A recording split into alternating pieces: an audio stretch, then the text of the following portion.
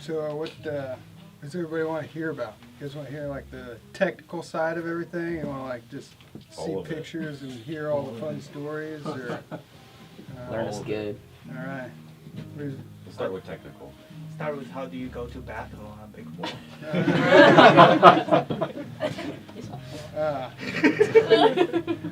There's my trash can that I bring. That one? Yeah, that's my trash can. Hang underneath the haul bag. You just go in a wag bag. You guys familiar with the wag bag? Do you guys sell those here? We will be soon. All right. So the wag bags cost like $2-3. They're really common when you go to any national park because you need them for backcountry camping, just essentially anywhere where you can't reach the bathroom. They're relatively convenient for having to go in a bag. They're just this little kit, and it has one really large size bag with a bunch of powder in it that makes everything not smell or whatever, and then it's got a alcohol wet wipe and a bunch of toilet paper, and then it has a tight foil, or like a nice foil bag also, so you go in the big thing and then you put it all together, and then you put it in the foil bag that zips real tight closed, and then instead of shoving it into your haul bag and possibly having it explode, you put it in a can.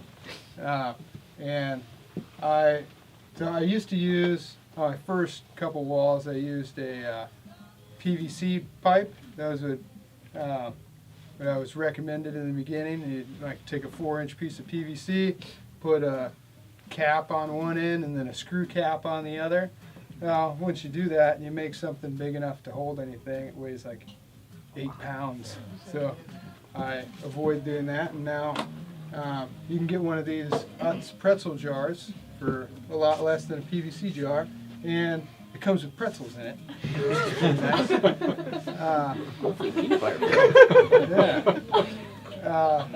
And then just cover it in duct tape. That way the duct tape kind of helps prevent it from getting all scratched up and messed up. And you know they're using the right can that way. Right. Yeah, and then you got to color it real bright colors so that Tom Evans can see it when he's taking pictures of it. Because if you want to climb the nose, you talk to Tom Evans first. He's the guy that does the LCAP report. If you guys aren't familiar with this, it's a pretty cool thing during busy season in Yosemite. He's an old school climber, climbed with like John Long and the Bird and all those guys back in the day.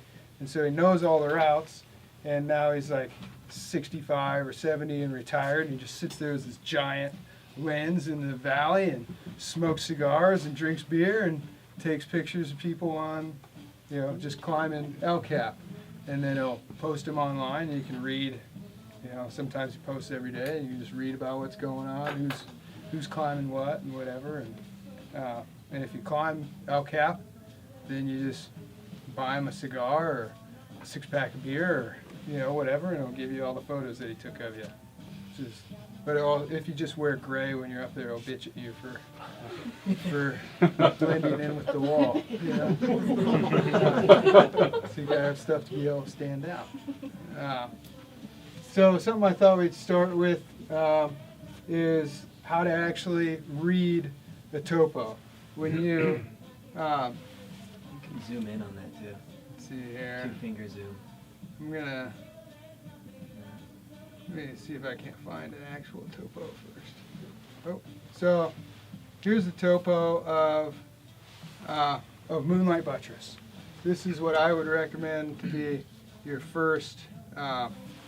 This is like the easiest grade 5 wall in the country. And it goes so this V right there means grade 5. Then you have 5-8, you guys are familiar with that. C1, and then it says or 12D. What that means is you have to be able to climb 5-8 and do C1 aid climbing, or it goes free at 12D. So what bring a wrap. C1 is the type of aid climbing. It increases in difficulty by risk, not necessarily by like how your climbing grade, 5.8 to 5.10. 10 is physically harder.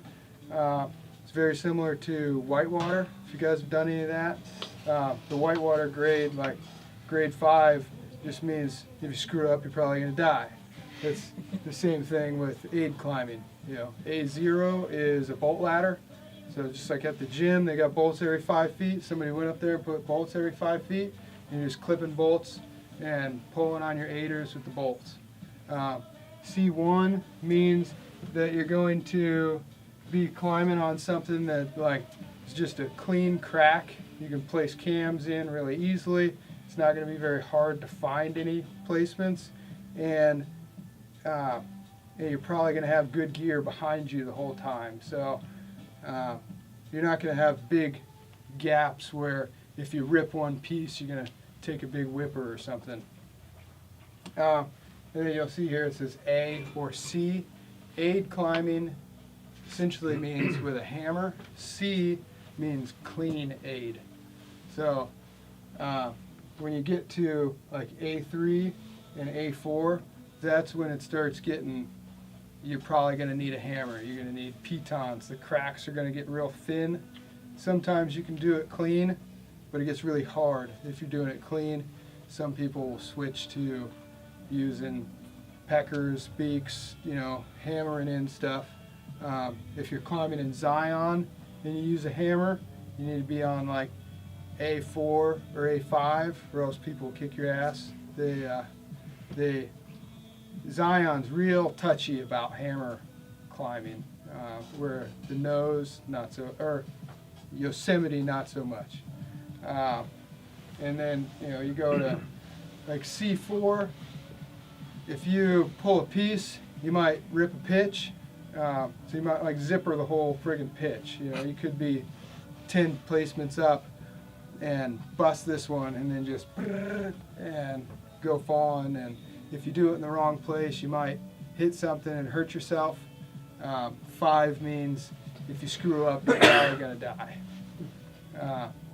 So the hardest I've done is like C2 plus, C3 minus maybe, and you get pretty puckered up at that point. At least it's kind of scary.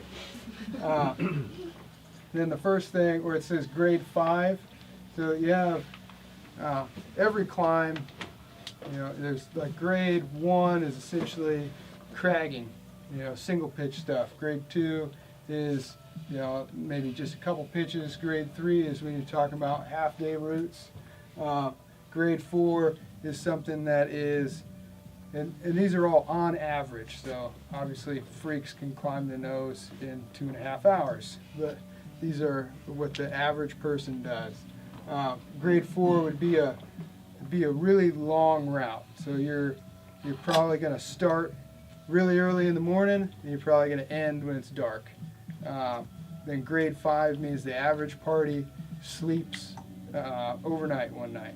And then grade 6 is something long like the nose. The average person spends 3 nights on the nose.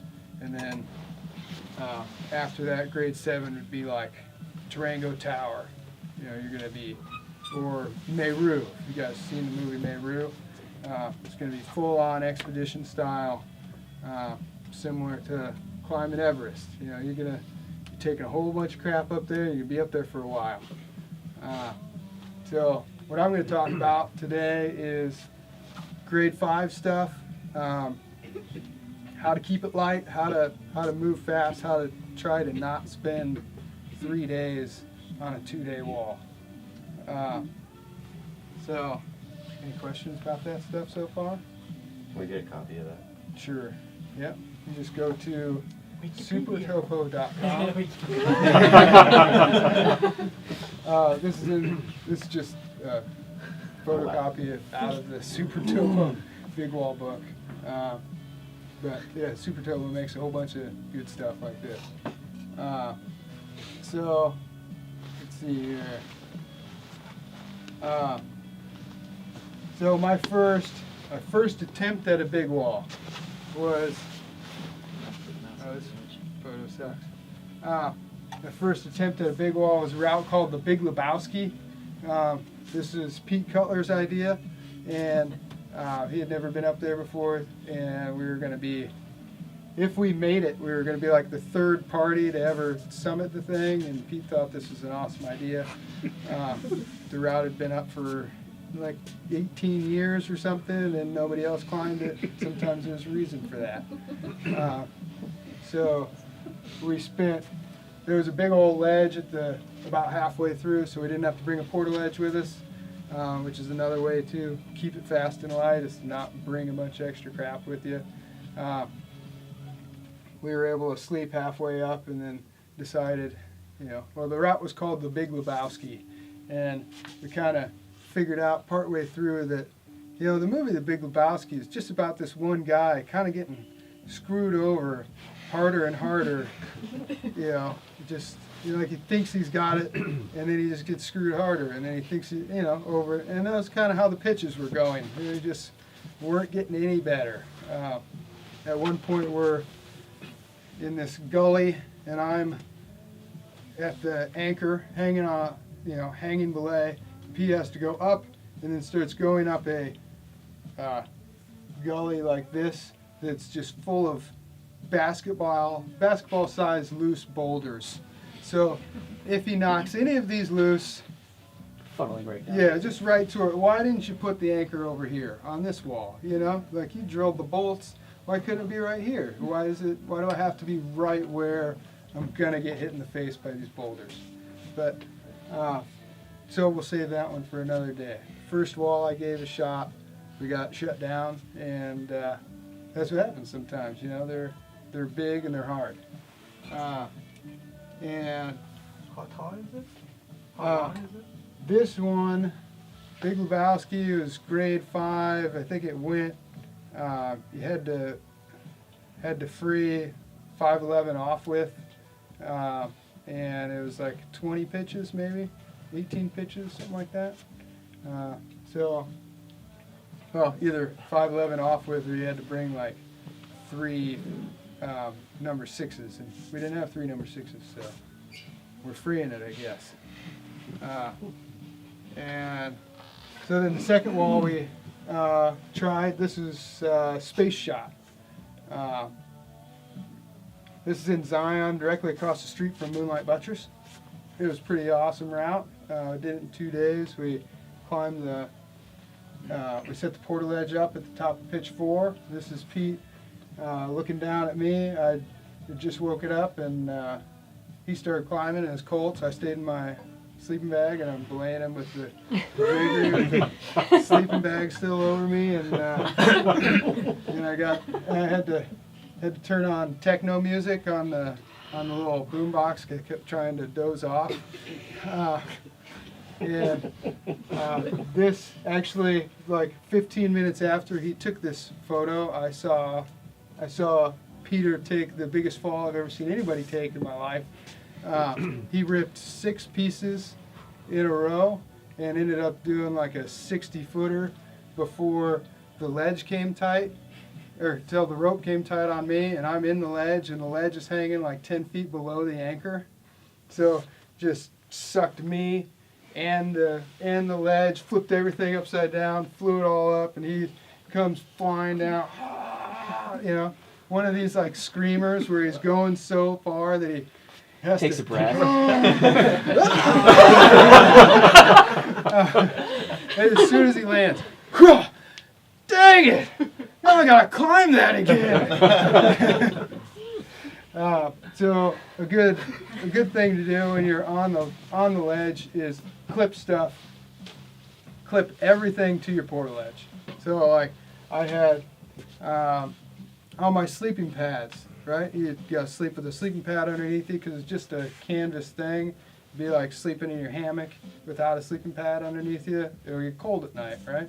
Oh, your sleeping bag, all the foam compresses and it gets really cold.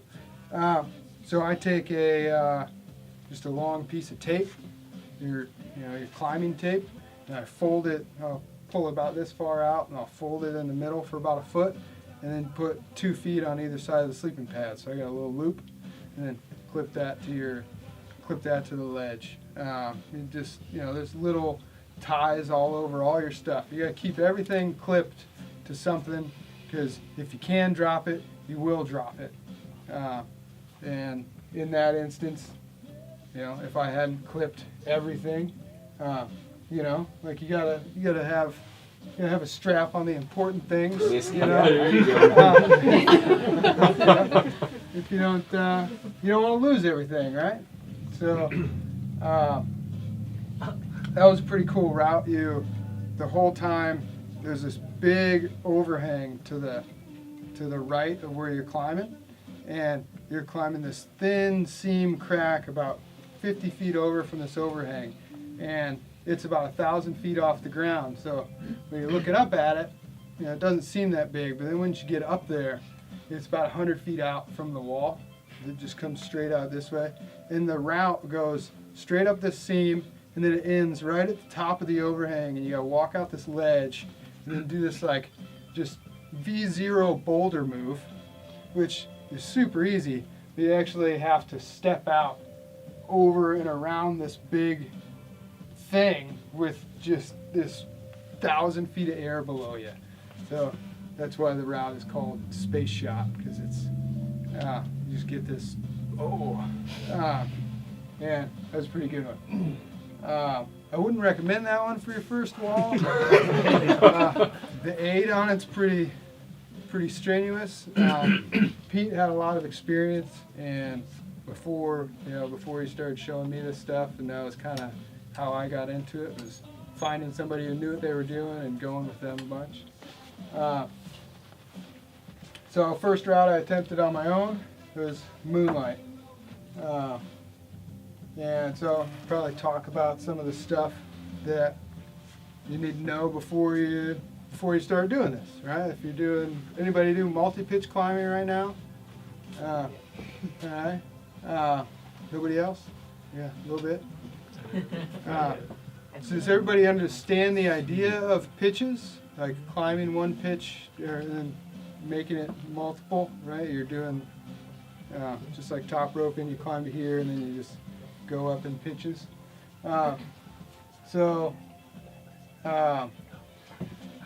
Something you have to learn to do when you're aid climbing, the second has to jug a line.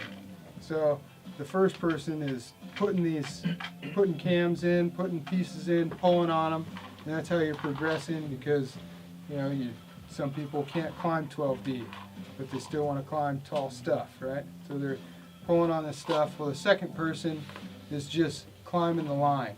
So they're going to use, they're called ascenders, like metal. Mm-hmm. Do you guys sell those? We do, but they're not in here. Next week. He's making a list. Yep. Got that one. So they have just these, they have little teeth on them, and they go around the rope, and then they have these big handles on them, and you put your rope ladder things on them. And the normal way, the basic way to jug is you have 2 daisies coming off your harness, you have 2 ascenders, and then 2 ladders hanging, one from each one. And you just kind of, this is called the stair stepper method. You just kind of go like this, right? Go up, push down on that, move up. And then if you were, if something was messed up, you're attached with a daisy to each one of them. And that's your basic way. It's right there, dude. So your basic way is the stair stepper. Works really good in most instances, except for overhung stuff. It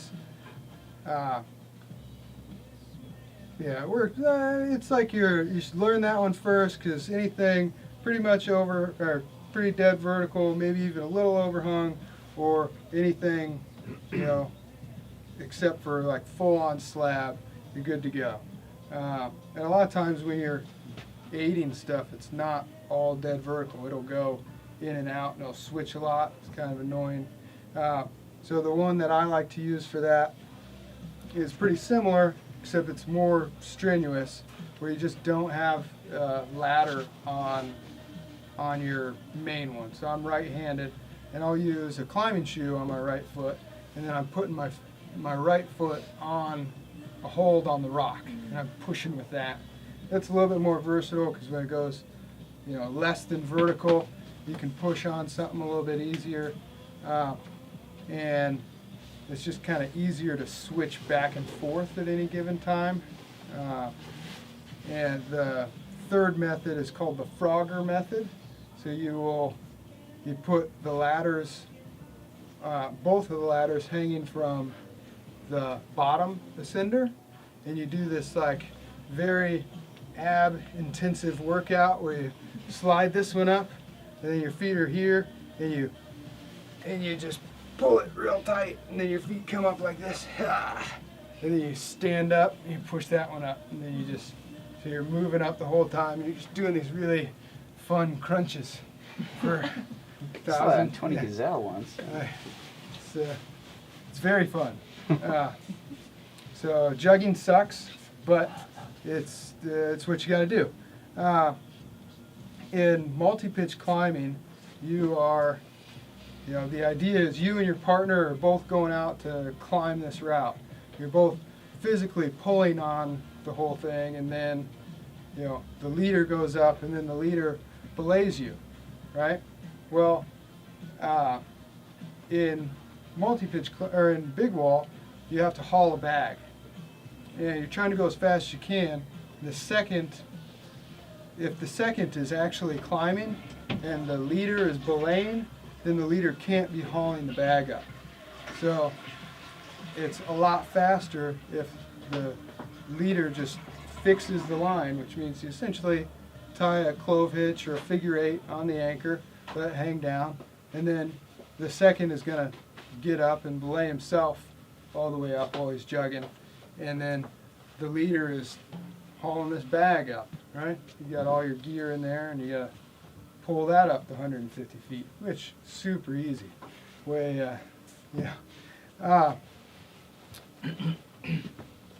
And so that kind of takes us to hauling. So There. basically, for if you send a big wall route, you basically only send half of the route. Is that right? Or unless you Kinda. lead all the way up. Yeah, if like and one there's a person second could that's lead the just whole the thing. belayer Yeah, and the jugger. yeah. Okay. But I'll be your judge. like in Yosemite, these guys are doing these, like the Dawn Wall, right? The way that they're sending it, or they're Alternating. calling it a send, is the first person is leading the thing, and then he's coming back down, and he's belaying the second, and then the second's actually leading. And so they're not progressing upwards unless both of them are leading the route clean. That's how Tommy and Kevin did the Dawn Wall, and why it took 17 days, because Kevin ripped his fingers off on day 4 or whatever, and then couldn't lead pitch 14. Well, Tommy was already at pitch 17 and just coming back. So if they had done it normal big wall style, Kevin would have just jugged the lines. But they got to do it the proud way. So, but that's not the fast way, right? You're trying to go as fast as you can, but you don't have to take a ton of stuff with you. So after you're done jugging the fixed line, Mhm. is it customary for whoever's jugging to swap leads, and then they just start going up? Yeah, you can. If you're, that is one way. When it comes to big wall climbing, you normally do, you swap blocks. So you do like maybe 4, maybe the leader will do, one person will lead 4 pitches, and then the next person will lead 4 pitches, because you kind of get in that headspace where you're just ready to go. But it just kind of depends on your team. So if you're, something like Moonlight, these pitch 3, 4. Can you blow that up? Yeah. Thanks. So pitch, let's see here. Thanks.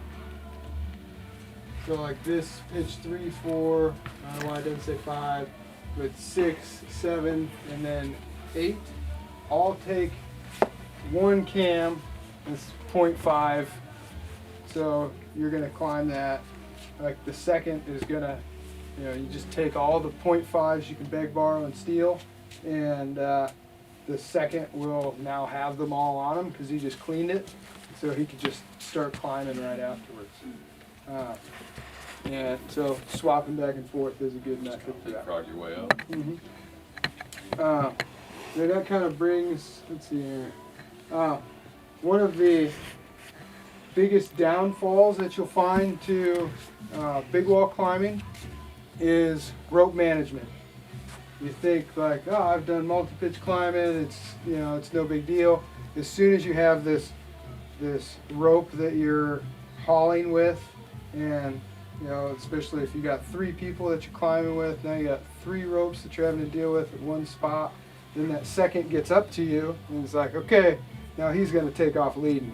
But then you have to give him the rope from the haul bag, and you got to get this whole tangled mess to start flowing that way without getting messed up, which can be very difficult.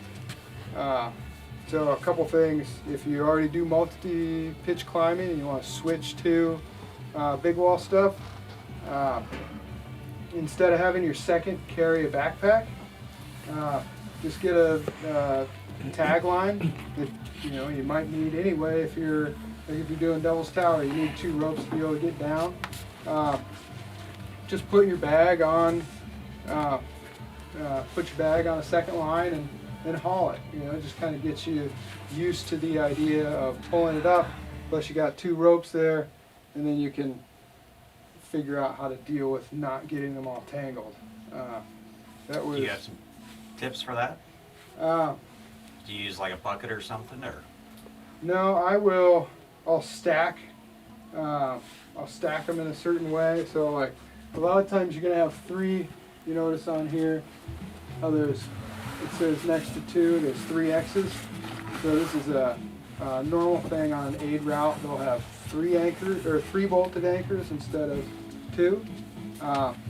And I'll have a double anchor coming this way for that the second is attached to, and then a second anchor is pointed this way that I'm hauling off of. And so I will stack the haul line on this, like over the rope on that side, and then I'll stack the lead line over the rope on that side. When you're doing big wall climbing, you're probably going to untie and retie a lot. In multi-pitch climbing, they say like, you and your second tie in once at the bottom, and you don't untie until you get to the top. Well, this is a different game, and you're probably gonna, although I wouldn't necessarily recommend it, and you should still always have 2 points of contact in, but you're probably gonna get stuff tangled, and untying your rope and just moving the ropes around is about the only way you can do it. Does that answer that question? A little bit. But no, I don't use rope bags. I don't use rope buckets. Another way, if you're at a hanging belay, I will stand with my feet wide, and I'm pulling this rope up, and I'm stacking long loops over this foot, and then the other line, I'm stacking long loops over this foot. So I'm just sitting there hanging out and using my feet as a place, and then you can lift it up once it's stacked and use shoulder length sling, make it go long, put it all. The basic way, there's a bunch of different ways to haul a rope or how to haul a bag, and you'll hear a lot of, if you read books about big wall climbing, they'll talk to you about just using a pulley, and then they'll talk to you about your 3-to-1s and your 5-to-1s. The reason they're talking about that stuff is because even 20 years ago, everything was really heavy, and you had to use 3-to-1s. Now, you can easily get away with climbing just about any route, like Moonlight, South Face, Half Dome, Leaning Tower, any of those ones you're going to start with. You can climb all those in 2 days. You can do them with what I would recommend, making your haul bag weigh 75% or less of the weight of the lightest person on your team. So that way you can do body weight hauling. You're going to use a one-way pulley.